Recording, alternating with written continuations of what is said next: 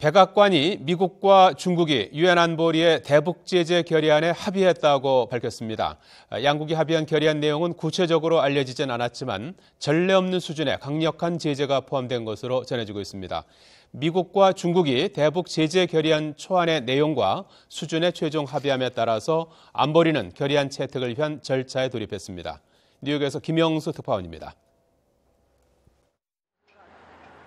미국과 중국이 유엔에서 논의 중인 대북 제재 결의안 초안에 합의했습니다.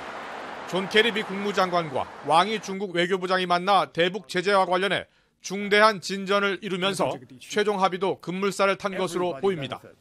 북한이 지난달 4차 핵실험을 한 지 7주 만에 미국과 중국이 대북 제재안에 합의한 겁니다.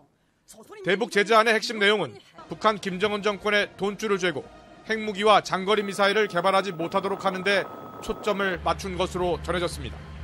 이를 위해 북한의 핵과 미사일 개발을 맡고 있는 원자력 공업성과 국가우주개발국을 제재 대상에 포함하고 북한의 대남 공작을 지휘하는 정찰총국도 처음으로 안보리 제재 대상에 포함한 것으로 보입니다. 지난 2009년 2월 신설된 정찰총국은 지난해 1월 소니 픽처스 해킹 사건의 배후로 지목된 적이 있습니다. 이와 함께 석탄과 철광석 등 광물 수입 금지, 고려항공의 유엔 회원국 영공 통과 금지 등의 제재 조치도 포함된 것으로 전해졌습니다. 북한 정권으로 흘러갈 수 있는 돈줄을 막아 추가 도발을 원천적으로 차단하겠다는 겁니다. 따라서 이번 안보리 결의안은 전례 없는 초강력 제재안이 될 것이란 전망입니다. 안보리 대북 제재 결의안은 15개 안보리 이사국들의 회람을 거쳐 이르면 이번 주말이나 다음 주 초에 채택될 것으로 보입니다.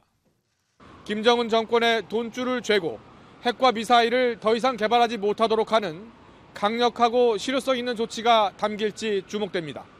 뉴욕에서 YTN 김영수입니다.